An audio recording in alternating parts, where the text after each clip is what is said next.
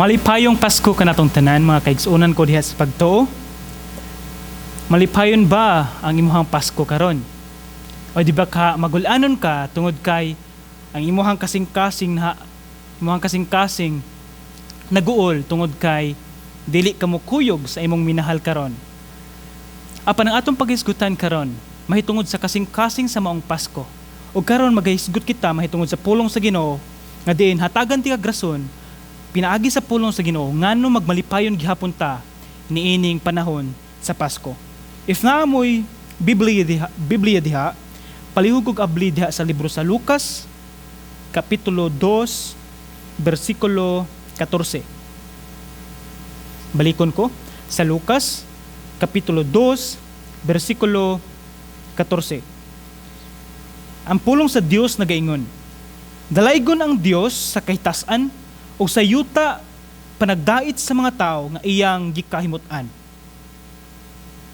Ang Ginoong Dios nagapanalangin sa iyang pulong. So natapos na nato ang mga pagdaig or awit ni Maria, awit ni Zacarias, o karon anaa na pod kita sa awit sa anghel o sa awit sa mga anghel. Nga din kung ato siyang sabton dire sa kinatibuk-an nga istorya, gikan sa bersikulo 1, niadtong panahon na mipakanaog og sugo si Emperador Augusto nga ang tanang nagpuyo sa tibuok gingharian sa Roma magpalista or census. Si Serenio maoy gobernador sa Syria sa panahong gihimo kining unang pagpanglista. Busa ang tanan niadto sa ilang tagsa-tagsa kalungsod aron sa pagpalista. Gikan sa lungsod sa Nazareth sa Galilea miadto si Jose sa Judea ngadto sa Bethlehem, ang lungsod nga natawhan ni Hari David. Miadto si Jose didto kay kaliwat man siya ni David. Ang tuyo niya mao ang pagpalista uban sa iyang pangasaw-unon nga si Maria nga magsabak ni adtong higayuna. Ug samtang didto sila sa Bethlehem, miabot ang panahon nga manganak na si Maria. Nanganak siya sa iyang panganay nga lalaki. Mao kana si Ginoong Hesukristo. Giputos niya ang bata sa panapton o gipahiluna sa usa ka pasungan. Kay wala na may luna sa balay nga abutanan. Sa bersikulo 8, niadtong dapita, may mga magbalantay sa karnero nga nagtukaw sa kagabion aron pag-atiman sa ilang mga hayop didto sa kaunghan. Ang kaning Bisaya nga nagtukaw is mura og ginikanan nga diin nagtukaw tungod kay naa siya bag-ong bata or anak. Nga diin nagtukaw, it means nga nakamata ang bata ug nagtukaw siya, nagtimplaw gatas para sa bata. Nga grabe jud niya ka mata anang higayuna. Ug mao no sama sa mga magbalantay sa mga karnero, nagtukaw sila ni anang gabiona nga nagbantay sila sa karnero. O sa bersikulo 9, mitungha kanila ang usa ka anghel sa Ginoo og midanag kanila ang himaya sa Ginoo busa nalisang kaayo sila. Ang kaning more kog mag-picture out sa panghitabo is di singon nga murag katawanan, pero murag kog magkatawa kung unsa ang reaction sa mga nagbalantay sa karnero. Like nagtukaw sila, o di ba ka pipila sa ilahan nagduka ba? Pero nagtukaw sila, nagbantay sila sa ilang karnero og kalit diha miabot ang usa ka anghel nga nagpakita nga diin nagdanag uban ang himaya sa Dios. Og nalisang sila. O di ba ka nagkaratul-ratul sila. Nalisang sila pag-ayo tungod kay una sa tanan wala pa sila kakita og anghel, og first time nila nga nakakita og anghel. Pangduha, dili siya common kay nga panghitabo. So, nalisang sila. O ang pangtulo mao ni siya ang pinaka-importante, nalisang sila tungod kay nasinati nila ang gahom sa Dios. Nasinati nila ang himaya sa Dios. Muna kung masinati ang himaya sa Dios, ma-feel na to nga din ang Ginoo layo kayo og kita hugaw kayo nga din ang Dios balaan og kita makasasala. Nga din dili ko maka-experience ani nga side sa panahon ani nila, pero ma-experience nato siya nga panahon sa diin mo duol ka sa tiilan sa Dios og nakita nimo nga ikaw usa ka makasasala ug ang Dios balaan, og ma-experience nimo ang himaya sa Dios nga di nimo mapugnan nga mohila ka atubangan sa Dios. Og mao na siya ang himaya sa Dios nga din sila nangalisang pag-ayo, nga din nagkurog-kurog sila sa kahadlok. Apan sa bersikulo 10, apan miingon ang anghel kanila, ayaw kamog kahadlok, aniya ako magdalag or nagdalag maayong balita alang kaninyo nga makalipay kaayo sa tanang katawhan. So murabag sa usa ka kabuntagon, nakamata ka, hindi pag-ablin mo sa bintana, imong balay gipalibutan nagdaghan kay pulis. Grabe nimo kahadlok, di ba? Grabe nimo kalisang. Tungod kay nagunahuna ka, unsa naman kaani, unsa may sayop nako, unsa may nabuhat ang sala. Pero pag-ablin nimo ni entertain ng pulis, nakigistorya siya nimo, ayaw kahadlok, na ako'y maayong balita para nimo. So ang feeling nato sa kahadlok, nailisan siya og kalipay, nailisan siya nga, kung sa ato apang termino sa Bisaya, mura kag naibtan og tunok. Diba? Ngan grabe nimo kalipay. Og karon ang anghel miingon, ayaw kahadlok, ako nagdala og maayong balita. Og kani ang maayong balita, mao kini siya ang ebanghelyo. Mao kini siya ang kinabuhi ni Ginoong Hesukristo, ang iyang pagkatao, ang iyang kamatayon ug ang iyang pagkabanhaw. Nga diin nagdala og kaluwasan, nagdala og paglaom sa matag usa.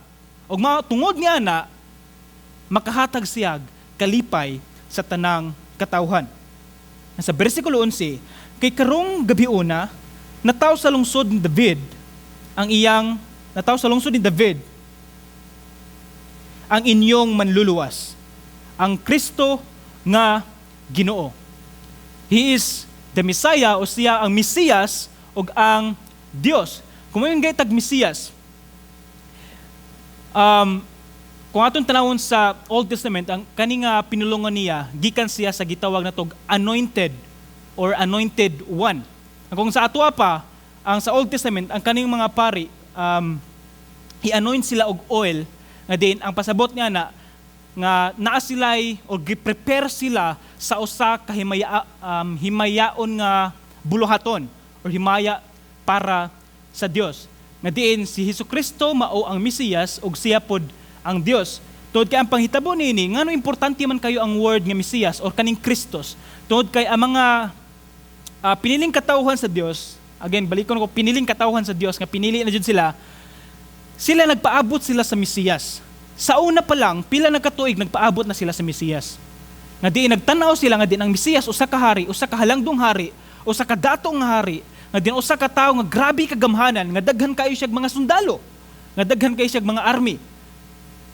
Nga diin, kaning tawhana, kay hari siya, o gamhan kay siya, iyang luwason ang iyang mga katawhan, gikan sa kasakit, gikan sa kapobrehon, gikan sa kalisod, ug mao na expectation sa mga Hudiyo. Apan, sayop ilang nakita ni Ginoong Hesukristo. Tungod kay si Ginoong Hesukristo na tao sa pasungan, and then ang iyang nga papa, usa lamang ka karpentero. Ug mao nang di sila makatuo, sagad sa ila, di makatuo nga si Ginoong Hesukristo ang Mesiyas, or si Jesus mao ang Kristo nga ilang gipaabot. Apan sa bersikulo 12, mao kini ang inyong ilhanan. Makaplagan ninyo ang usa ka bata nga giputos og panapton og naghigda sa pasungan. Sa bersikulo 13, og sa kalit mitungha usab uban sa anghel ang usa ka dakong panon sa mga anghel og unsa ilang gibuhat. Nag-awit sila og mga pagdaig sa Dios. Og mao kani siya ang awit sa anghel. Nga ang atong paghisgutan karon ang kasing-kasing sa mao nga Pasko. Nga diin sa bersikulo 14 nag-ingon, dalaygo ng Dios sa kahitasan ug sa yuta panagdait sa mga tawo nga iyang gikahimutan. Muna ang kanta sa mga anghel. Nga din kung atong makita, una sa tanan ang atong nabasa ang mga pagdaig sa Dios. Nga nakita nato nga naang pagdaig sa himaya sa Dios. Dalaygon ang Dios sa kahitasan. Nga ang tanang himaya para lamang sa Dios. Kung ang Dios naingon nga din ang tanang himaya para lamang sa akoa, nagpasabot ba nga ang atong Dios is kani nga word o kani nga pulong dalo or hakog ng Dios. Tod kay gusto siya nga ako ang imong pagasimbahon, ako ang imong pagadaygon, ako alamang ang tanang himaya. Nagpasabot ba nga ang Dios nato is nagunahon na lang siya sa iyang kaugalingon ug dili sa katawhan? Nagpasabot ba nga dalo or hakog ang atong Dios? Mao na siya ang dapat atong tan-awon nga pangutana. Tungod kay una sa tanan, ang himaya nga giingon sa Dios nga diin para lamang kaniya, una sa tanan, siya maoy tag-iya ni ana. Nga diin sa tagsa-tagsa nato ka kinabuhi, ang Dios maoy tag-iya niini. Kumuingon ang Dios kung mamatay ka, o di ba ka kumuingon ang Dios nga ang imong kinabuhi karon dayon kuhaon na nako. Makaingon bata nga din ang Dios hakog or dalo sa iyang pagka Dios? Dili gayud tungod kay una sa tanan siya mo'y tag-iya ni ana. Ako na to. So ang himaya nga moingon ang Dios nga diin tanang himaya para lamang sa akoa. Pasabot niya na nga din ang kanang himaya nga giangkon sa Dios, ang kanang himaya nga niingon nga belong to God or panag-iya lamang sa Dios. Una sa tanan siya maoy tag-iya ni ana. Nga diin sa tanang buta nga imong makita, ang himaya sa Dios imo hapud nga makita. Ngano ma-appreciate man nimo, ngano makainon man ka nga nindot kaayo ni siya nga panan-awon. Nindot kaayo ni siya nga view sa bukid. Nindot kaayo ni siya nga ngano man.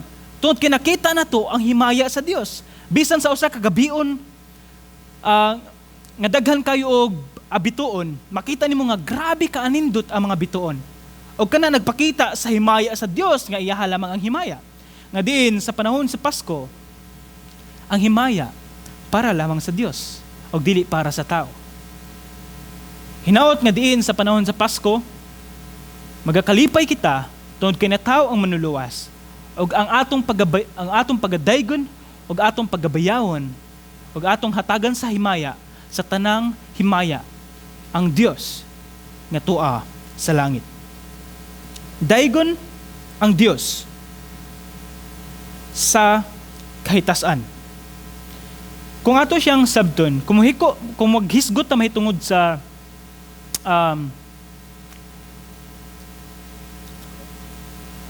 pagkadalo sa usa ka tawo, naghisgot ta mahitungod sa dili pagka makontintuhon sa usa ka tawo.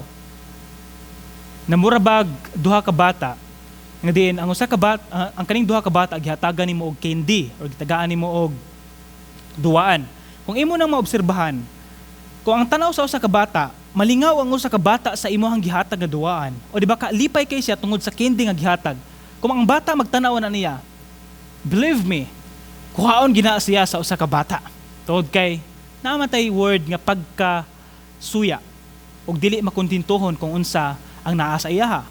Og hatagan na pud nimo ang usa ka bata, kuhaon na pud niya. Ngano man, tungod kay ganahan mo gud ta mao ni siya ang tendency nato isip usa ka tawo. Ganahan ta nga ako, mao na nga natay gingon, ako na jud ni. Yeah?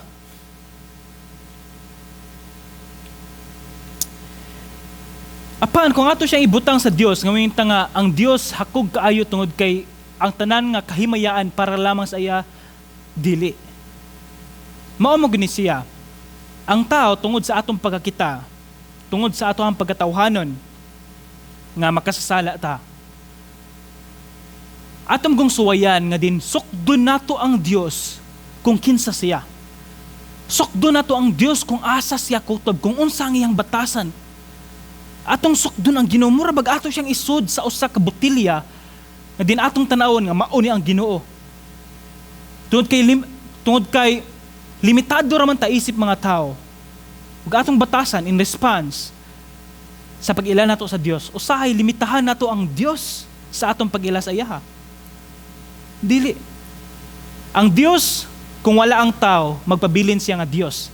Apan, ang tao, kung wala ang Dios, wala po'y tao. Tungod kay ang Dios may nagbuhat sa tao. Apan kung wala ang tao, ang Dios, magpabilin siya ang Dios. Walay makuha kaniya. Muna ang himaya para lamang sa Dios. Muna nga din kung ato siyang pagkatanawon, sa panahon sa Pasko, nganuman nga magkakalipay ako, nganuman nga diin ihatag nako ang himaya ngadto sa Dios. Tungod kay nagsilibrar ta sa Pasko tungod sa Dios. Nagsilibrar ta sa Pasko tungod kay natawo ang manluluwas, tungod kay natawo ang Mesiyas, ug mao na si Ginoong Hesukristo.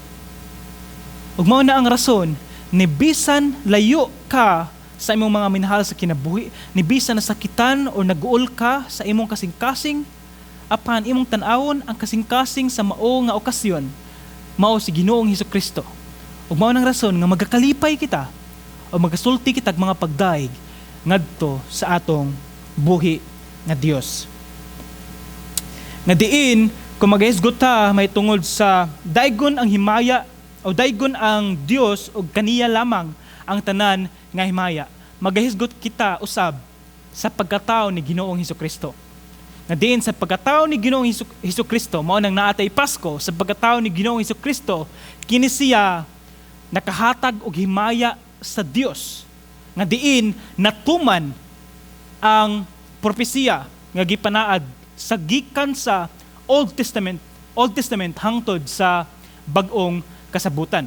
Ang ganyan natuman ang tanan nga ang Dios tinuod, ang pulong sa Dios kasaligan, nga din ang Dios nga atong gisimba, ang Dios nga atong gialagaran, ang Dios nga atong paghatagan sa tanan nato nga pagdaig is tinuod. Ug dili baka lamang. Tungod kay natuman ang propesiya gikan pa sa daan nga testamento.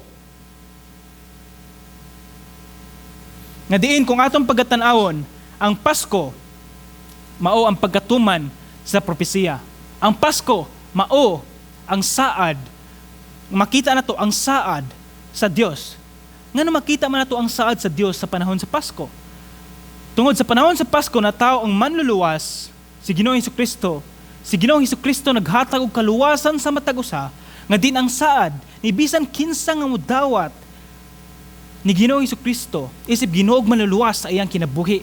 Unsa ang saad sa Dios? Hatagan siya og kinabuhing walay katapusan. So niini nga Pasko ang pinakaanindot nga gasa nga imong madawat kung naa kay Kristo sa imong kinabuhi. Kay makadawat ka sa walay katapusan nga kinabuhi. Nga din matapos man ka mobiya man kaniini nga kalibutan, apan dili matapos ang kinabuhi ang gihatag sa Dios kanimo, og sa panahon nga din mo balik ang Dios, kuyog usab ka diha sa Dios ug uban ka kaniya ngadto sa iyaha nga gingharian. Ug mao na siyang saad sa Dios nga makita nato sa Pasko. Ug pantulo nga diin ang Pasko ang pagpakita sa gidak-on nga gugma sa Dios ngadto sa katawhan. Nga diin sa Roma 5:8, sa gidak-on sa gugma sa Dios nga samtang kita makasasala, ang Dios nagpakamatay o namatay para sa atua, para makabaton kita sa kapasayloan sa atong sala. So atong makita sa Pasko ang dako kaayo nga gugma sa Dios. O ginaot sa matag usa nga atong makatunan samtang maghandom ta sa Pasko, atong mahinumduman ang dakong gugma sa Dios para sa atua. Na kung makahinumdum ta sa dakong gugma sa Dios, mas atong padak-an pa ang gugma sa Dios ngadto sa iyaha. Nga din, ang Pasko kawagtangan sa kinabuhi kung makalimtan ang kasing-kasing niini. Kaya kung atong tan-awon, kung mawagtangag tumong ang pagsilibrar nako sa Pasko, then dili na ni siya Pasko na unsay ginahisgutan si Biblia.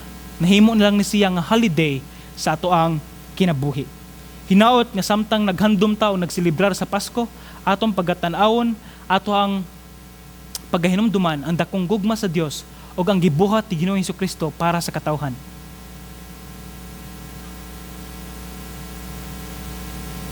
Nga diin,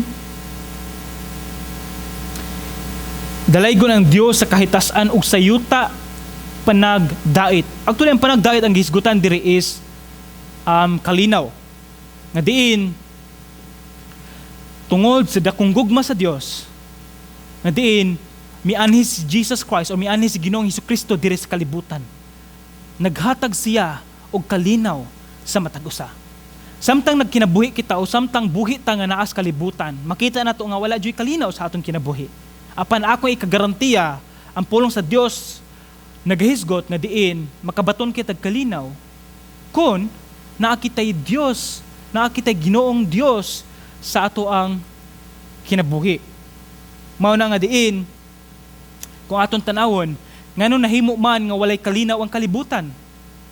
Nawagtangan o naguba ang kalinaw sa kalibutan tungod sa sala sa katawhan. Unang tao sa Biblia sa Adan ug si Eva, sa dihang nakakommit sila, sa dihang nakabuhat sila og sala, diha dayon naguba ang kalinaw sa Garden of Eden.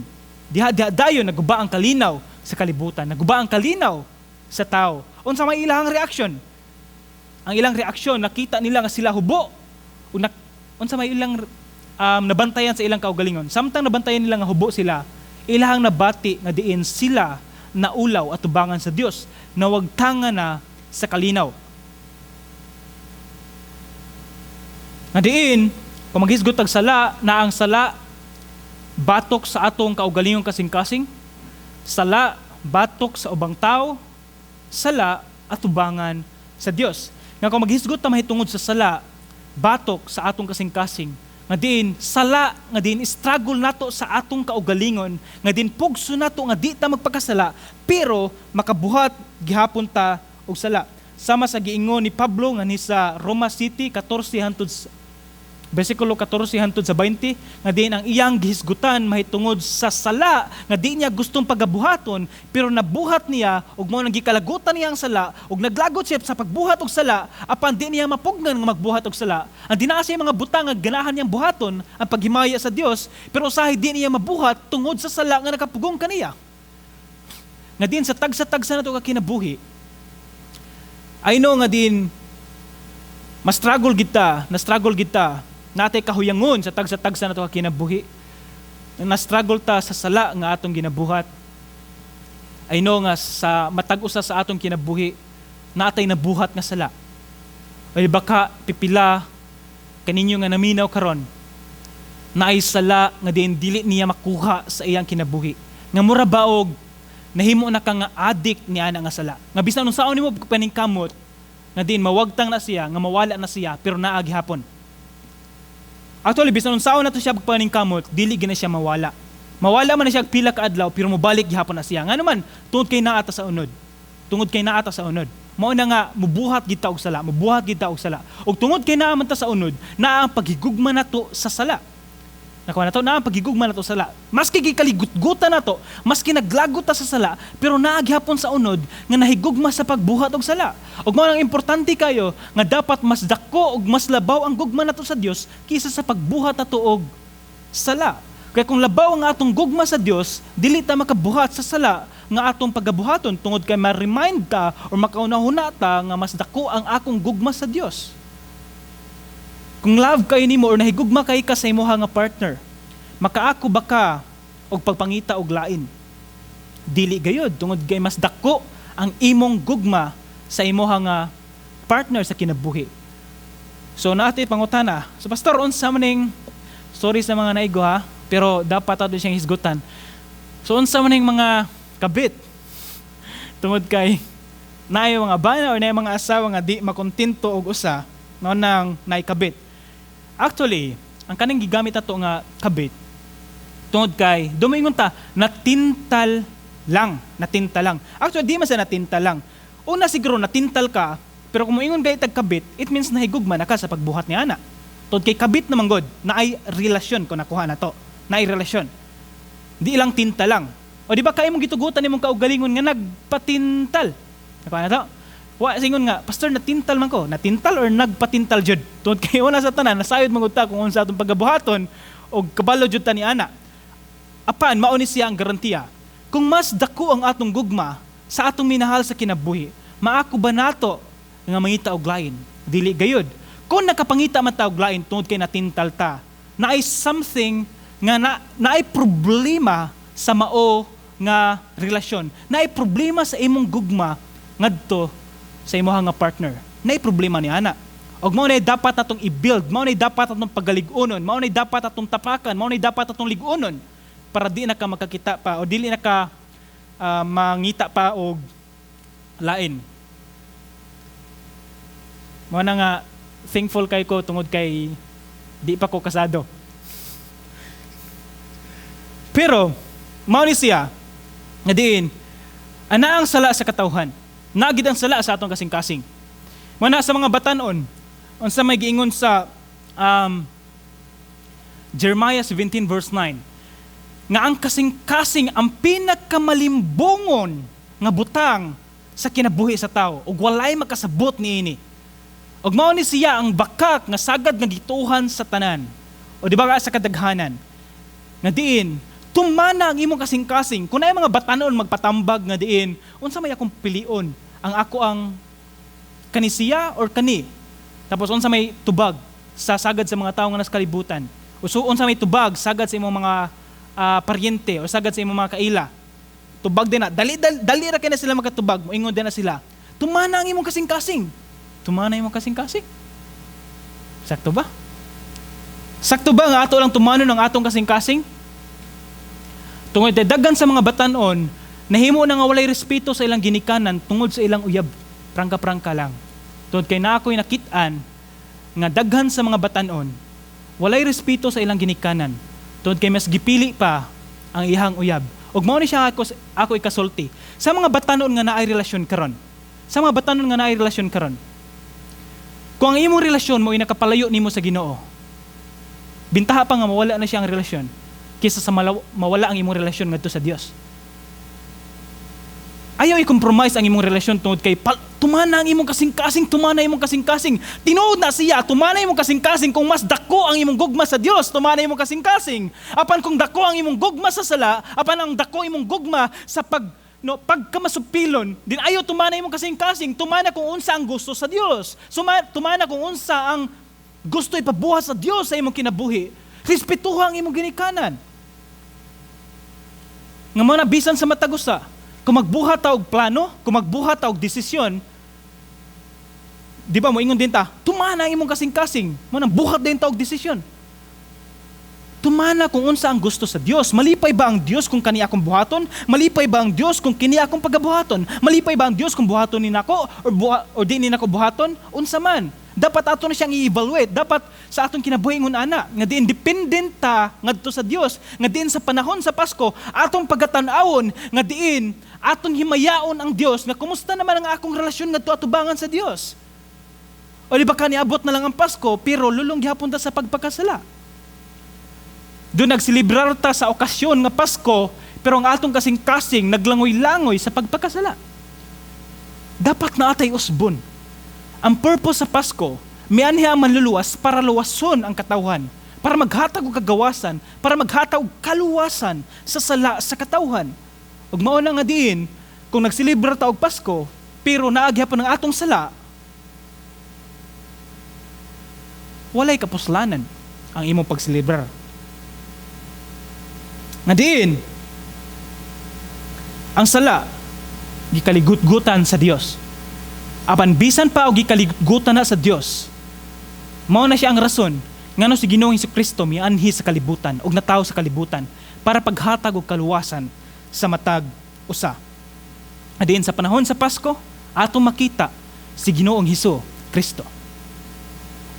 Diin sa bersikulo 78 sa Lucas Kapitulo 1, versikulo 78 o 79, mao ni siya ang kanta ni Zacarias na di nag-ingon, 78, kay ang atong Dios maluluyon og malumo. Padanagon niya nganhi kanato ang masanagong banagbanag sa atong kaluwasan. Ang kaning banagbanag, kung anhi ka sa Islam, mao ni siya ang pagsubang sa adlaw.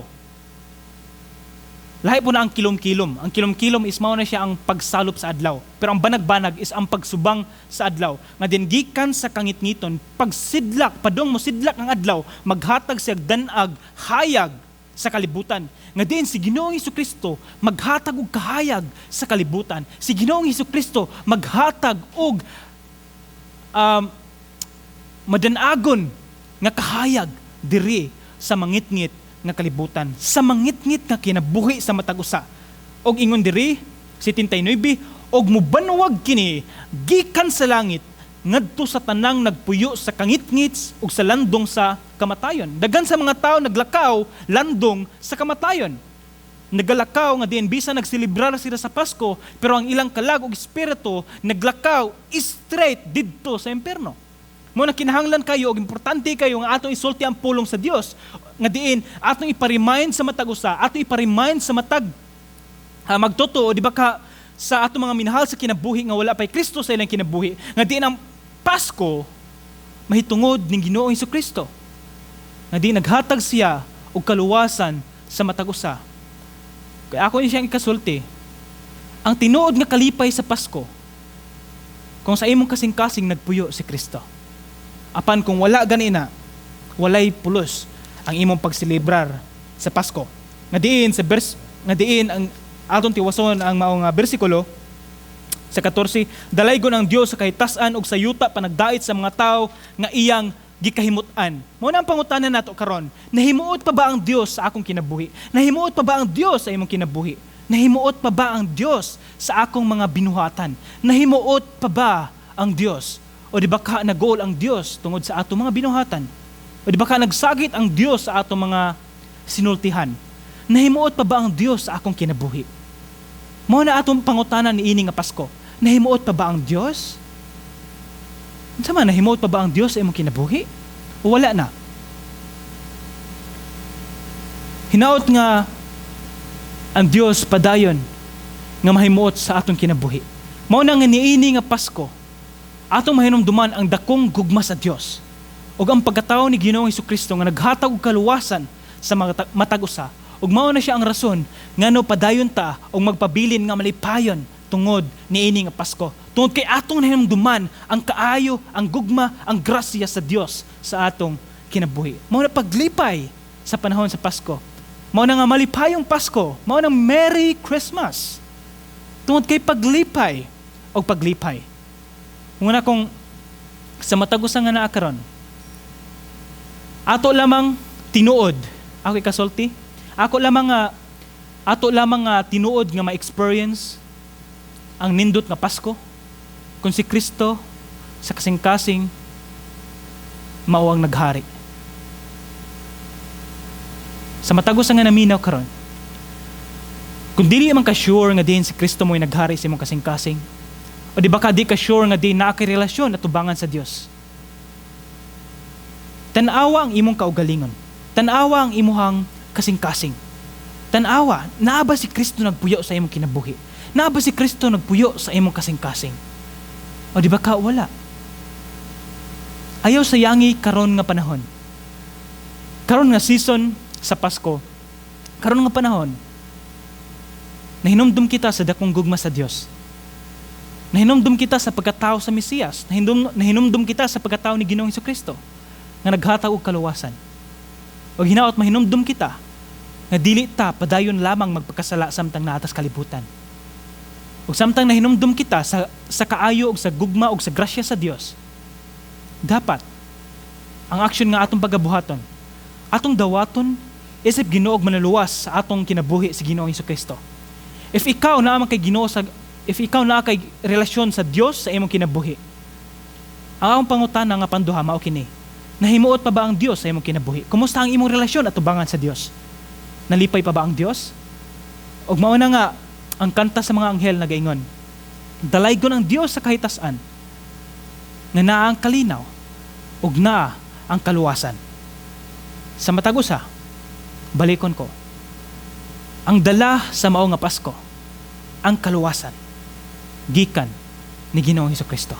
Hinaot sa matagusa nga naminaw karon, samtang magaselebrar ta sa Pasko, atong mahinumduman ang pagkatao ni Ginoong Hesukristo ug ang kaluwasan nga iyang gihatag diri kanako ug diha kanimo. Mao na nga maglipay kita panahon sa Pasko. Magampo kita. Ginoong Dios, salamat niini nga panahon kami nagaselebrar sa Pasko, na kami nahinumdum sa imong kaayo, nahinumdum kami sa imong gugma, nahinumdum kami sa imong grasya. Lord, salamat na diin si Ginoong Jesucristo na tao diri sa kalibutan para sa paghatag o kaluwasan sa matag usa. O Dios, nagaampo ako nga diin sa matag usa ka kinabuhi karon ug sa matag usa ka dalunggan karon nga naminaw. O Dios, nahimaya pa ba ka sa among kinabuhi? If wala na ka nahimaya sa among kinabuhi, o Dios, tanduga ang matag usa ka kasing-kasing. Ihatag ang kausaban nga ilang gitinguha. Nga diin padayon kami sa pagsimba, pagdaig sa imong buhi nga ngalan. Nga diin sa panahon sa Pasko, ang tanan nga himaya kanimo ug kanimo lamang, o Dios. O Dios, kami nagapasalamat tungod kay ikaw mianhi sa kalibutan para sa matag usa. O hinaot nga diin ang matag nabil magasinggit nga diin ikaw ang tinuod nga Dios ug dalaygon ka sa kahitasan ug bayawon ang imong pangalan. O Dios, salamat sa tanan, salamat sa imong gugma, salamat sa kaluwasan. Ang tanan isalig ko kanimo sa pangalan ni Jesus. Amen ug amen.